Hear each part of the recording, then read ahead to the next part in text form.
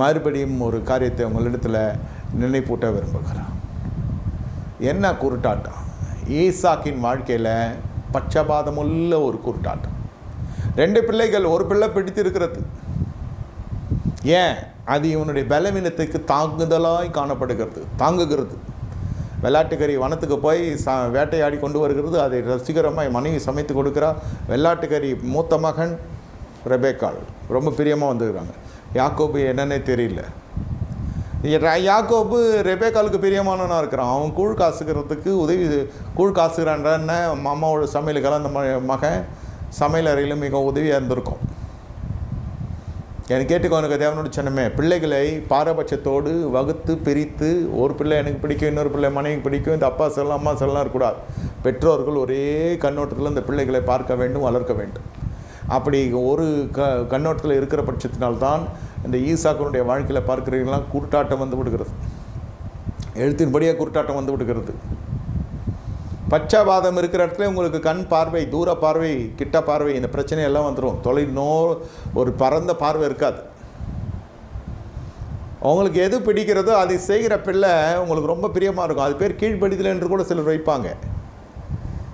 கடைசியில் ஏசா எல்லாருடைய பார்வைக்கும் கர்த்தருடைய பார்வைக்கும் பொல்லாதனாய் போய் விடுகிறான். கிருபை குறித்த அறிவு இல்லை, யாரிடத்துல போய் சேரக்கூடாது என்ற அறிவு இல்லை, யார் கூட சேரணுன்ற அறிவு இல்லை, யாரை பகைக்கணும் யாரை பகைக்கக்கூடாது, யாரை தூர வைக்கணும் யாரை கிட்ட வைக்கணும் எதுவும் தெரியல. யார்கிட்ட சவகாசம் வைக்கக்கூடாது அந்த பிள்ளையை போய் அங்கே சவகாசம் வைக்கிறது. எனக்கு கேட்டுக்கொண்டிருக்க தேவனுடைய சின்னமே, ஏன் இந்த குருட்டாட்டத்தனம் என்றால் ஈசாக்கனுடைய வளர்ப்பிலே அவ்வளோ மெத்தனை போக்கு. எப்பொழுது உணவு அதற்கு முக்கியத்துவம் கொடுக்குறோமோ அந்த குடும்பங்கள் எல்லாம் பிள்ளைகளுடைய வாழ்க்கையில் கொஞ்சம் பிரச்சனை வந்துடும். இப்போ பேசுனாலே உணவுலேயே கரெக்ட் பண்ணுவாங்க. பசங்களுக்கு பிடிச்சது செய்வாங்க, அப்படிலாம் இவங்களுக்கு பிடிச்சது செய்வாங்க.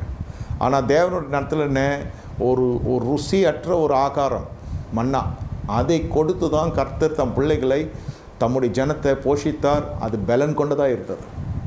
ருசியற்ற ஆகாரம் இருந்தாலும் சில வாழ்க்கையில் ருசியற்ற ஜனங்களைப் போல் என்று காணப்படுவார்கள். நமக்கு ஆசீர்வாதமாய் அவர்கள் இல்லை என்று நினைக்கக்கூடாது.